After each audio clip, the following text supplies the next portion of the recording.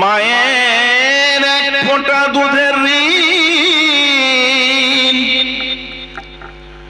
শোধ হবে না কোনদিন, জন্ম জন্মান্তরে করিলে সাধনা। দয়াবতী দরদিনী মা, দয়াবতী দরদিনী হয় আমার মা, দয়াবতী দরদিনী মা। সন্তান ভূমিষ্ঠ হলে পরে মানায় তার কোলে তুলে, ভূমিষ্ঠের কথা তার মনে থাকে না। সন্তান ভূমিষ্ঠ হলে পরে মানায় তার কোলে তুলে, ভূমিষ্ঠের কথা তার মনে থাকে না। আবার একটি সন্তানের দায় কত মাঝে প্রাণ হারায়, আবার একটি সন্তানের দায় কত মাঝে প্রাণ হারায়। সেই মাকে মানুষ জনে সেবা করে না। করি তো আমরা সেবা মুসলমান? ম্যাক্সিমাম বাড়িতে দেখবেন যে বউ বাচ্চা নিয়ে সুখে খাচ্ছে, যে মা কত কষ্ট করে 10 মাস 10 দিন গর্ভে ধারণ করে কত কষ্ট করে সেই সন্তানকে ভূমিষ্ঠ করলো, আর সেই সন্তান লালিত পালিত হওয়ার পর সেই সন্তান কি বড় হয়ে সে মায়ের অবাধ্য হয়ে গেল, মা বাবার কথা আর শুনে না। কিন্তু নবী আমার বলেছেন যে তোমাদের মায়ের পায়ের নিচে জান্নাত। হ্যাঁ, একজন ব্যক্তি এসে আল্লাহ রাসূলকে জিজ্ঞেস করছে, ইয়া রাসূলুল্লাহ, ইয়া হাবিবাল্লাহ, আমি আপনার সঙ্গে জিহাদে যেতে চাই, যুদ্ধের মাঠে যেতে চাই, হককে প্রচার করার জন্য, দ্বীন ইসলামকে দুনিয়ার বুকে জীবিত রাখার জন্য, দ্বীন ইসলামকে প্রচার করার জন্য আপনার সঙ্গে যুদ্ধে যেতে চাই। নবী আমার জিজ্ঞেস করলেন, শোনো, তোমার মা বাবা কি বেঁচে আছে? তিনি বললেন হ্যাঁ। নবী আমার বললেন, যাও তুমি তোমার মা বাবার সেবা করো, খিদমত করো, সেটাই তোমার জন্য উত্তম জিহাদ। মুসলমান বলুন সুবহানাল্লাহ। আজকে আমরা সেই মাকে তুচ্ছ তাচ্ছিল্য করছি। তাই কবি বলছেন, সন্তান ভূমিষ্ঠ হলে পরে মানায় তার কোলে তুলে, ভূমিষ্ঠের কথা সন্তানের মনে থাকে না। আবার একটি সন্তানের দায় কত মাঝে প্রাণ হারায়, একটি সন্তানের দায় কত মাঝে প্রাণ হারায়। সেই মাকে মানুষ জনে সেবা করে না। দয়াবতী দরদিনী মা, দয়াবতী দরদিনী হয় আমার মা, দয়াবতী দরদিনী মা। আল্লাহুম্মা সাল্লি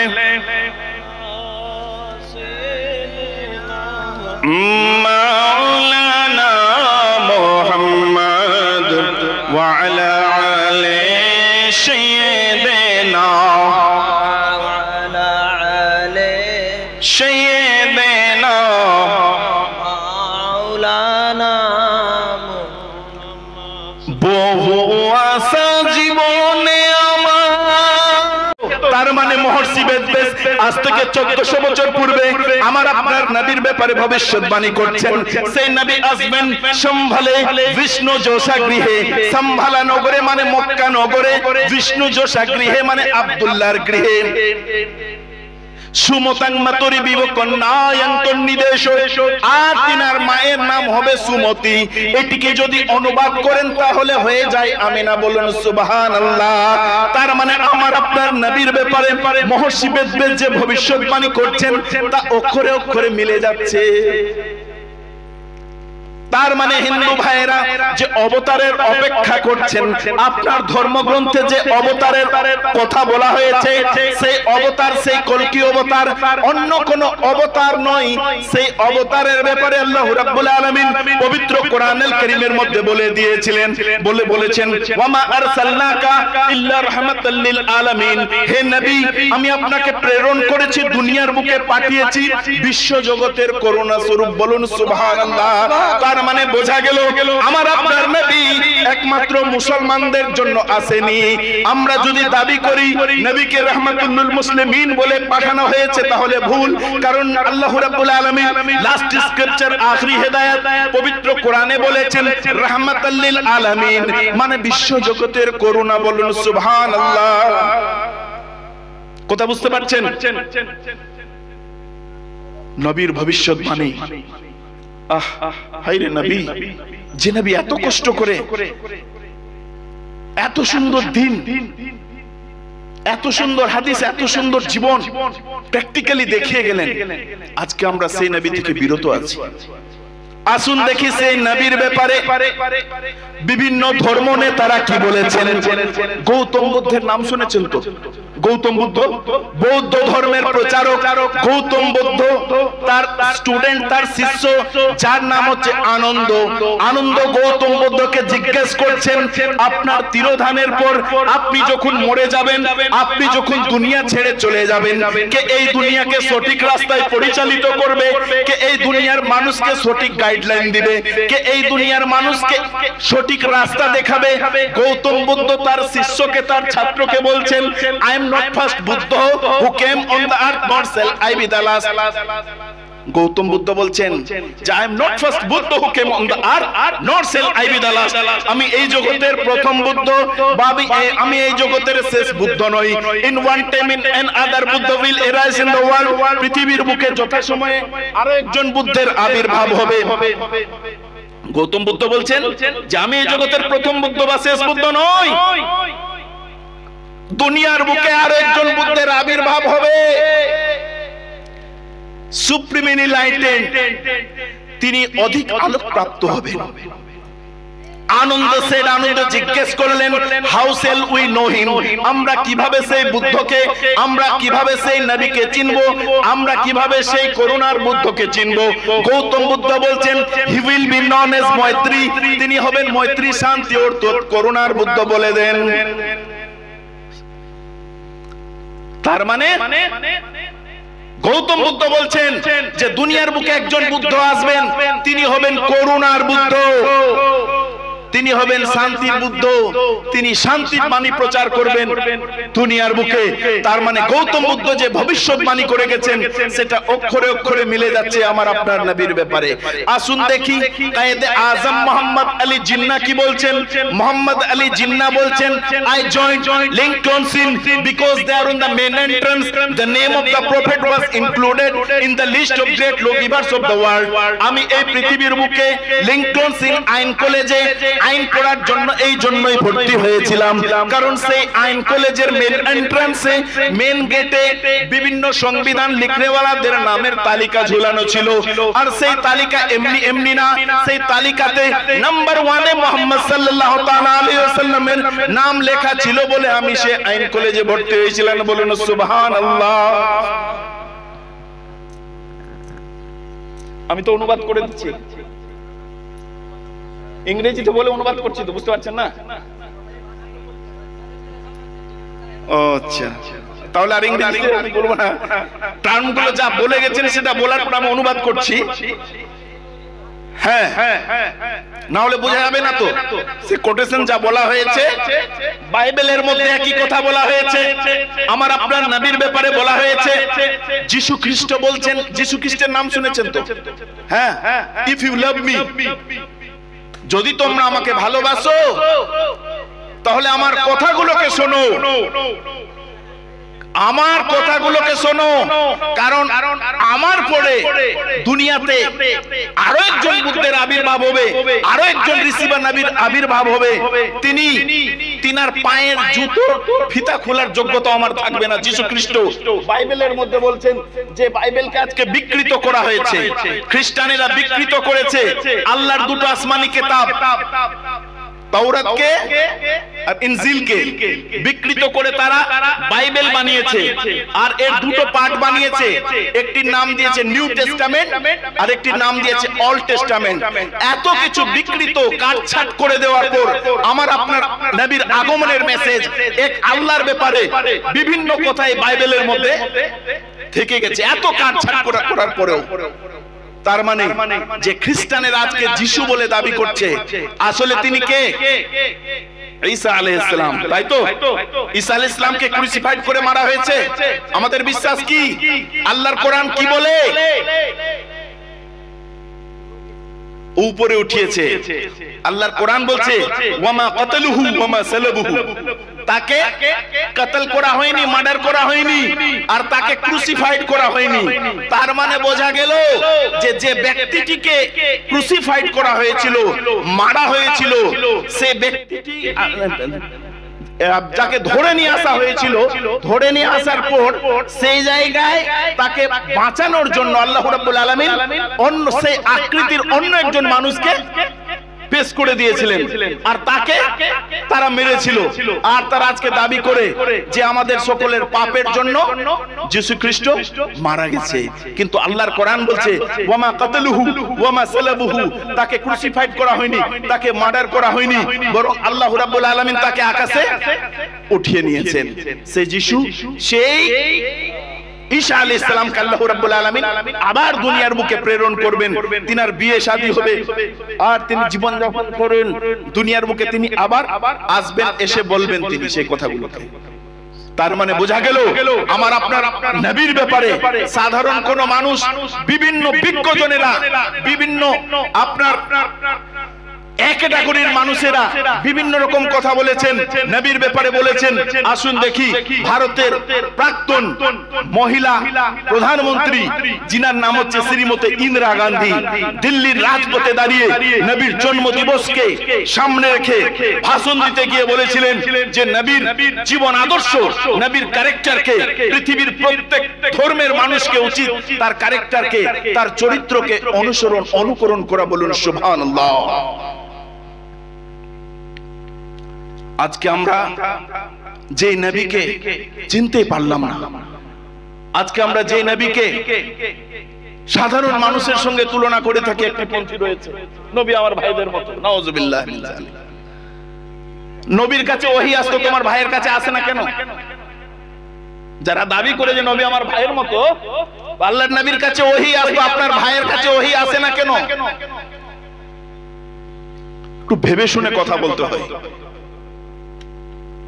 যাই হোক, বক্তব্যকে সামনের দিকে এগিয়ে নিয়ে যাব, কিন্তু মাহফিল আস্তে আস্তে ফাঁকা হয়ে যাচ্ছে। আমি আমার প্রথম দিকে এসে শুনেছিলাম যেখানে সুর করে বক্তব্য দেওয়া পছন্দ করে, নাকি আর গজল, কবরস্থানের উদ্দেশ্য করে যেহেতু এই জালসা, আসুন দেখি কবরস্থানকে নিয়ে একটি গজল বলি। কে যাও রে ভাই আমার, বড়ই মুসিবতে আছি, কইও আমার বাড়িতে যাইয়া। মানুষ মরে যায়, আমরা দাফন করে চলে আসি, কিন্তু যিনারা জ্ঞান রাখেন হাদিস কোরআন সম্পর্কে, যে মানুষের আমল যদি ঠিকঠাক হয় কবরে তার সঙ্গে ভালো ব্যবহার করা হয়, আর যদি আমল ঠিকঠাক না হয় তাহলে কবরে তার সঙ্গে কিরকম ব্যবহার করা হয় জিজ্ঞাসা করবেন একবার আলেম উলামাদেরকে। আমি বলবো যে কে যাও রে ভাই আমার কবরের পাশ দিয়া, বড়ই মুসিবতে আছি, কইও আমার বাড়িতে যাইয়া। তারা যেন দোয়া করে আল্লাহর রাস্তায় দান করে, তারা যেন দোয়া করে আল্লাহর রাস্তায় দান করে, সে সওয়াব পাবো আমি কবরেতে বসিয়া। বড়ই মুসিবতে আছি, কইও আমার বাড়িতে যাইয়া। বলুন সুবহানাল্লাহ। বিষাক্ত সাপগুলি দংশন করতে থাকে আর চিৎকার দিয়ে কাঁদি। কি নাম? শফিকুল ইসলাম ভাই আমার 2000 টাকা দিয়েছেন, আল্লাহ তিনার দান। বিষাক্ত সাপগুলি দংশন করতে থাকে চিৎকার দিয়ে কাঁদি। কাকা আমার 200 টাকা দিয়েছেন, আল্লাহ কুমারগঞ্জ বাড়ি, আল্লাহ তিনার দানকে কবুল করুন। চিৎকার দিয়ে কাঁদি শোনে না কোন লোকে। দুনিয়ার বুকে একটি মানুষ ভালো কাজ করে যায়নি, আল্লাহর দিন কি জিনিস জানার চেষ্টা করেনি। মসজিদে আজান হয়েছে, সে দিক বিদিক ছুটে বেরিয়েছে, সালাত আদায় করা বা নামাজ আদায় করার তার সময় হয়নি। মসজিদে আজান হয়েছে, টিভির সাউন্ডকে কিছু মা বোনেরা বাড়িয়ে দিয়েছে, সিরিয়াল দেখেছে। আল্লাহর ঘরের আজান আল্লাহ রাব্বুল আলামিনের ডাক্তার কর্ণকুহরে প্রবেশ করেনি। সেই ধরনের মানুষ যখন মারা যায় তখন তার কবরে কি আল্লাহ রাব্বুল আলামিন বিভিন্ন ফেরেশতাদের মারফত বিভিন্ন রকম আযাবের ব্যবস্থা করে দেন। তাই কবি বলছেন, বিষাক্ত সাপগুলি দংশন করতে থাকে চিৎকার দিয়ে কাঁদি শুনে না কোন লোকে। ভয়ঙ্কর কবর দেশ আযাবের নাই শেষ। কাকা আমার দিয়েছেন 520 টাকা, আল্লাহ তিনার দানকে কবুল করুন। ভয়ঙ্কর কবর দেশ আযাবের নাই শেষ। পানি পানি করে জীবন যেতে চাই চলিয়া। বড়ই মুসিবতে আছি কইও আমার বাড়িতে যাইয়া। তার মানে কবরস্থানের পাশ দিয়ে একটি রাস্তা আছে, সেই রাস্তা দিয়ে যখন পথিকেরা হেঁটে যায় আর ওই কবরে যখন আযাব হয়, ওই কবরে ওই মুর্দা ব্যক্তিটি বলতে থাকে, ও হে কে যাচ্ছ, দয়া করে আমার বাড়িতে গিয়ে সে মেসেজটি দিয়ে দিও, সেই সংবাদটি দিয়ে দিও, কবরে আমি খুব অসুবিধার মধ্যে আছি। দুনিয়াতে দ্বীন ইসলাম কি জিনিস আমি ধার ধারেনি, আল্লাহর দ্বীন কি জিনিস আমি ধার ধারেনি, নামাজ কি জিনিস আমি ধার ধারেনি, নবী কি জিনিস আমি জানার চেষ্টা করিনি, যাকাত হজ কি জিনিস আমি জানার চেষ্টা করিনি। যার কারণ স্বরূপ আজকে কবরে এত বড় বড় আযাবের সম্মুখীন হয়েছি। দয়া করে আমি আমার সন্তান সন্তানাদিকে ছেড়ে এসেছি, আমি অনেক ধন দৌলত টাকা পয়সা রেখে এসেছি, আমি কৃপণতা করেছি। আল্লাহর ঘর মসজিদের জন্য আলেমেরা বলেছিলেন, বিভিন্ন মসজিদ কমিটির লোকেরা এসেছিল, দান করো দান করো, কিন্তু দান করার সময় আমার আর হয়নি। তার আগে আল্লাহ আমাকে কবরে নিয়ে নিয়েছে। আমার কবরে ভয়ঙ্কর আযাব, মাটির চাপ, বড় বড় সাপের দংশন, ফেরেশতাদের বিভিন্ন রকম মার আর সহ্য হয় না।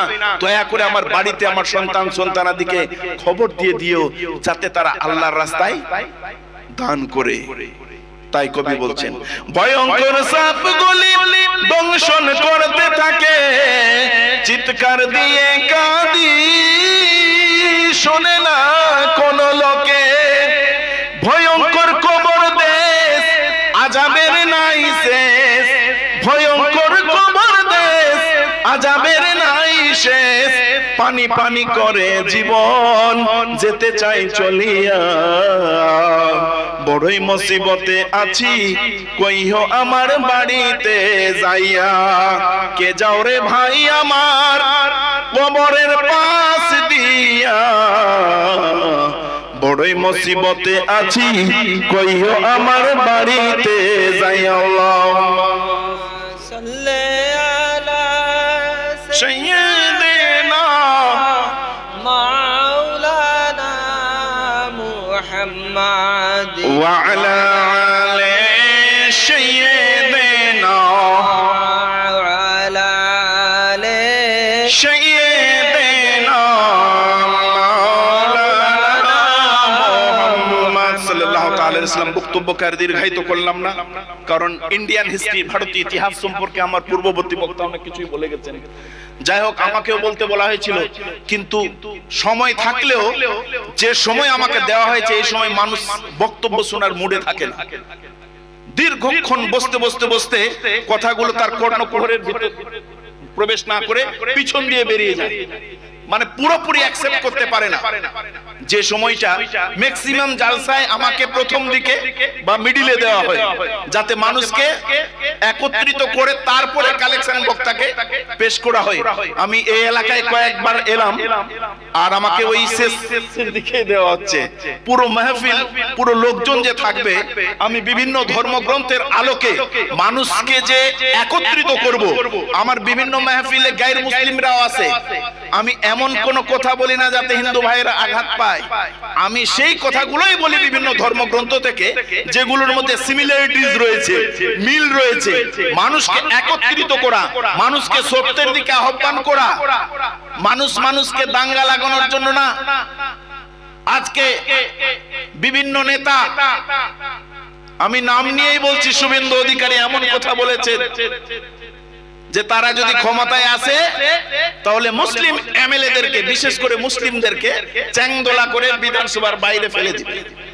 আজকে সেই শুভেন্দু অধিকারী যদি শ্রীমদ্ ভগবত গীতার জ্ঞান থাকতো তাহলে যে হিন্দু বলে দাবি করছে নিজেকে, সেই ধরনের কথা বলার সাহস পেত না।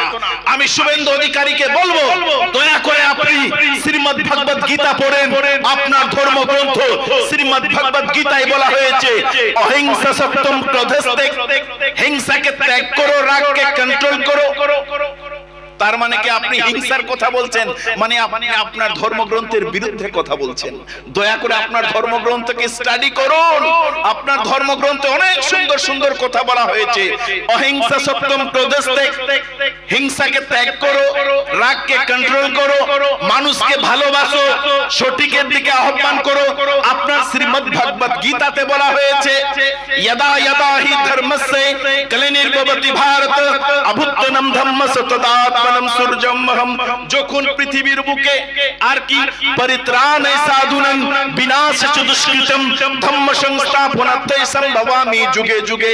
যখন পৃথিবীর বুকে সাধু ব্যক্তিদের উপর, মানে ভালো মানুষদের উপর অত্যাচার হয়, ভালো মানুষদের উপর অত্যাচার বেড়ে যায়, তখন আল্লাহ রাব্বুল আলামিন সেই সাধুদেরকে পরিত্রাণের জন্য, সেই সাধুদেরকে, অত্যাচারীদেরকে পরিত্রাণের জন্য, সঠিক রাস্তায় নিয়ে আসার জন্য যুগে যুগে কি ঋষিকে প্রেরণ করেন। এই ঋষি মানে নবী রাসূলদেরকে বোঝানো হয়েছে। তাই শ্রীমদ্ ভগবত গীতায় বলা হচ্ছে, পরিত্রাণে সাধুনাং, সাধুদেরকে পরিত্রাণ করার জন্য, বিনাশে দুষ্কৃতম, দুষ্কৃতীদেরকে বিনাশ করার জন্য, ধম্ম সংস্থাপনার্থে, ধর্মকে সংস্থাপিত করার জন্য, সম্ভবামি যুগে যুগে, মানে ঈশ্বর আল্লাহ স্রষ্টা যুগে যুগে নবী রাসূলকে প্রেরণ করেন। কথা বোঝা গেল? তার মানে আপনি যে কথাগুলো বলছেন, আপনি আপনার ধর্মগ্রন্থের বিরুদ্ধে কথা বলছেন। আপনার কথা বলার টার্গেট, আপনার কথা বলার উদ্দেশ্য হলো হিন্দু মুসলিমের মধ্যে বিভেদ তৈরি করে ভোট ব্যাংক করা, রামকে সামনে নিয়ে এসে ভোট ব্যাংক করা, ধর্মকে সামনে নিয়ে এসে ভোট ব্যাংক করা। বর্তমানে চলছে এটা। বিভিন্ন জায়গায় দাড়ি ধরে মারা হচ্ছে মুসলমান ভাইদেরকে, কোথাও জোর করে জয় শ্রীরামের নারা লাগাতে বাধ্য করা হচ্ছে, জোর করে জয় শ্রীরামের নারা লাগাতে বাধ্য করা হচ্ছে। কিন্তু তাদের শাস্ত্রে কোথাও বলা নেই যে কাউকে দাড়ি ধরে মারো আর জোর করে জয় শ্রীরামের নারা লাগাও। প্রশ্ন হতে পারে, ইসলামে আজকে বিভিন্ন ইসলামের শাসকদের উপরে বিভিন্ন রকম কালি লাগানো হয়েছে যে আওরঙ্গজেব নাকি অনেক মন্দিরকে ভেঙেছিলেন। মিথ্যা কথা, মিথ্যা ইতিহাস। এই ইতিহাস ব্রিটিশেরা যখন ভারতে আসে দেখেছিল তারা যে হিন্দু মুসলিমের মধ্যে যে ঐক্য, এক থালায় বসে হিন্দু মুসলিমের খেত। ব্রিটিশরা যখন ক্ষমতাচ্যুত হয়ে নিজের দেশে চলে গেল ফিরে, তখন তারা ভাবলো যে আমরা এমন একটি বীজকে ঢুকিয়ে যাব, ইতিহাসের মধ্যে মিথ্যাকে ঢুকিয়ে যাব, যাতে সারা জীবন হিন্দু মুসলিম ঝগড়া করতে থাকে। না হলে দেখেন যে ঐতিহাসিক লিখেছে আওরঙ্গজেবের ব্যাপারে, তিনি বর্ণে বর্ণে কোরআন মানিয়া চলিতেন। একজন মানুষ যদি বর্ণে বর্ণে, আয়াত টু আয়াত, অক্ষরে অক্ষরে কোরআন মানেন, তাহলে তিনি কোনোদিনই কোনো হিন্দুর গায়ে হাত দেবেন না, কোনোদিনই কোনো মন্দির ভাঙবেন না, কোনোদিনই কোনো মন্দির ভাঙার কথা বলবেন না। কারণ আল্লাহর কোরআনে বলা হয়েছে লা ইকরাহা ফিদ্দীন, দ্বীনের উপরে কোনো জবরদস্তি নেই। যে আল্লাহর কোরআন বলছে লাকুম দীনুকুম ওয়ালিয়া দীন, কি করে আজকে বিভেদ সৃষ্টি করার জন্য মিথ্যা ইতিহাসকে বিভিন্ন ইউনিভার্সিটি কলেজের ইতিহাসে মিথ্যা ইতিহাসকে রেখে দেওয়া হয়েছে। আমি বলছি না পুরোপুরি মিথ্যা। আজকে মুসলমানদেরকে বিভিন্ন ভাবে তুচ্ছ তাচ্ছিল্য করার জন্য ইতিহাসের পাতা থেকে মুসলমানদেরকে নাম মুছে দেওয়ার প্রয়াস চলছে। ক্ষুদিরাম বসুকে ফাঁসিতে ঝুলানো হয়েছিল, সত্য কথা। আমরা চাই ক্ষুদিরাম বসুর নাম সোনার অক্ষর দিয়ে ইতিহাসের পাতায় লেখা থাক, কিন্তু আশফাকুল্লাহকে, মুসলমানের বাচ্চাকে যাকে ফাঁসিতে ঝুলিয়ে মারা হয়েছে, তার অপরাধ তিনি মুসলমানের বাচ্চা, সে আশফাকুল্লাহর নাম আজকে ইতিহাস থেকে মুছে দেওয়ার প্রয়াস চলছে। মুসলমান গান্ধীজি জেল খেটেছেন, খুব ভালো কথা। আমরা চাই গান্ধীজির নাম ইতিহাসের পাতায় সোনার অক্ষর দিয়ে লেখা থাক, কিন্তু যে দুই ভাইকে আপনার সেলুলার জেলে গিয়ে জেলের ঘানি টানিয়েছে, যারা ছিল মৌলানা, যার নাম মৌলানা মোহাম্মদ আলী, শওকত আলী, মৌলানা মোহাম্মদ আলী, শওকত আলীর নাম আমরা ইতিহাসে পেলাম না। যাকে জেলের ঘানি টানা হয়েছে, যাকে জেল খাটতে হয়েছে, যার শরীরে বিভিন্ন ভাবে প্রহার করা হয়েছে, ভারতের স্বাধীনতা আন্দোলনে বিভিন্ন ভাবে মুসলমানদের অবদান ছিল, সেই অবদানকে টোটালি মুছে দেওয়ার প্রয়াস চলছে। মুসলমান সজাগ হয়ে যান। যে ইতিহাসকে কলঙ্কিত করার চেষ্টা করছে, গোল টেবিল বৈঠকে গান্ধীজি চেয়েছিলেন ব্রিটিশদের কাছ থেকে স্বায়ত্ত শাসনের অধিকারটুকু, ব্রিটিশ তুমি ক্ষমতায় থাকো, বিশেষ কিছু ডমিনিয়নের মর্যাদা আমাদেরকে দেওয়া হোক, কিন্তু সেই গোল টেবিল বৈঠকে টেবিল চাপড়ে যে মুসলমানের বাচ্চা বুক চাপড়ে ব্রিটিশদের বিরুদ্ধে দাঁড়িয়ে কথা বলেছিলেন যে না আমরা পূর্ণ স্বাধীনতা চাই, তার নাম হচ্ছে হযরত মোহানি। সেই হযরত মোহানির নামকে ইতিহাস থেকে মুছে দেওয়া হয়েছে। মুসলমানের মেয়ে যাকে কেটে মাংসকে বুটি বুটি করে ব্রিটিশদের কুকুরকে খাওয়ানো হয়েছে, সেই মুসলমানের মেয়ের নাম হচ্ছে নুরুন্নেসা। সেই নুরুন্নেসার নাম ইতিহাস থেকে মুছে দেওয়া হয়েছে। মুসলমান সজাগ হন। ভারতের স্বাধীনতা আন্দোলনে শুধু হিন্দুদের অবদান ছিল এই কথা বলা ভুল। ভারতের স্বাধীনতা আন্দোলনে হিন্দু ভাইদের যতটা অবদান ছিল, ঠিক মুসলিমদের ততটাই অবদান ছিল। চলে যান ইন্ডিয়ার গেটে, আপনার শত শত শহীদদের নাম ইন্ডিয়ার গেটে লেখা হয়েছে।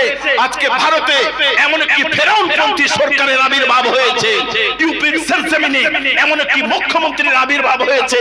সচরাচর পবিত্র কোরআনকে অ্যাটাক, পবিত্র কোরআন থেকে কখনো 24টি আয়াতকে মুছে দেওয়ার প্রয়াস, পবিত্র কোরআনকে ব্যান করে দেওয়ার প্রয়াস, কখনো কাশ্মীরে যেখানে মুসলিমরা সংখ্যাগরিষ্ঠতার মধ্যে রয়েছে 370 লাগু করে মুসলমানদের ক্ষমতাকে হরণ করে নেওয়ার প্রয়াস। মুসলমান সজাগ, দিনের পর দিন এই ফেরাউনপন্থী সরকার মুসলমানদের মাথায় চেপে বসছে। দয়া করে ফিরে আসুন, সত্য ইতিহাসকে জানুন, সত্য ইতিহাস পড়ুন, সত্য ইতিহাসকে প্রচার করুন। আমরাও জানিয়ে দিতে চাই ভারত যতটা একজন হিন্দু ভাইয়ের, ঠিক ততটা একজন মুসলমান ভাইয়ের। ভারত যতটা একজন হিন্দু ভাইয়ের, ঠিক ততটা খ্রিস্টান ভাইয়ের। ভারত যতটা হিন্দু ভাইয়ের, ঠিক ততটা জৈন ভাইয়ের। আজকে যে প্রয়াস চলছে, সেই প্রয়াস মুসলমানদেরকে বিভিন্ন তুচ্ছ তাচ্ছিল্য করে, বিভিন্ন কানুন, বিভিন্ন আইন, বিভিন্ন ধারা লাগিয়ে মুসলমানদের ক্ষমতাকে শেষ করে দিয়ে মুসলমানদেরকে শেষ করে দেওয়ার প্রয়াস চলছে। মুসলমান বক্তব্যকার দীর্ঘায়িত করলাম না, বলার মধ্যে যদি কোন রকম ভুল ত্রুটি হয়ে থাকে ক্ষমা করবেন। ওয়া আখিরু দাওয়ানা আলহামদুলিল্লাহি রাব্বিল আলামিন ওয়া আসসালামু আলাইকুম ওয়া রাহমাতুল্লাহি ওয়া বারাকাতুহু। বহু আশা জীবনে আমার মদিনা জিয়ারতে যাব, প্রতি কদমে সেজদা করিব, না হই যেতে যেতে মরে যাব। বহু আশা জীবনে আমার গো, বহু আশা জীবনে আমার মদিনা জিয়ারতে যাব, প্রতি কদমে সেজদা করিব, না হই যেতে যেতে মরে যাব। নেক নজরে দেখব সাহিব মদিনা, তোমার ভরসায় আছি। নেক নজরে দেখব সাহিব মদিনা, তোমার ভরসায় আছি। তোমার নাম নিয়ে মরব মোরা, তোমার হে প্রভু দরবারে তোমার শুধু এই মিনতি আমার, হে প্রভু দরবারে তোমার শুধু এই মিনতি আমার, ফুলের বদলে চরণে তোমায় কোটি কোটি চুমা দেব, প্রতি কদমে সেজদা করিব, না হয় যেতে যেতে মরে যাব। বহু আশা জীবনে আমার গো, বহু আশা জীবনে আমার, মদিনা জিয়ারতে যাব, প্রতি কদমে সেজদা করিব, না হয় যেতে যেতে মরে যাব। আল্লাহুম্মা সাল্লি আলা সাইয়্যিদিনা মাওলানা মুহাম্মাদ ওয়া আলা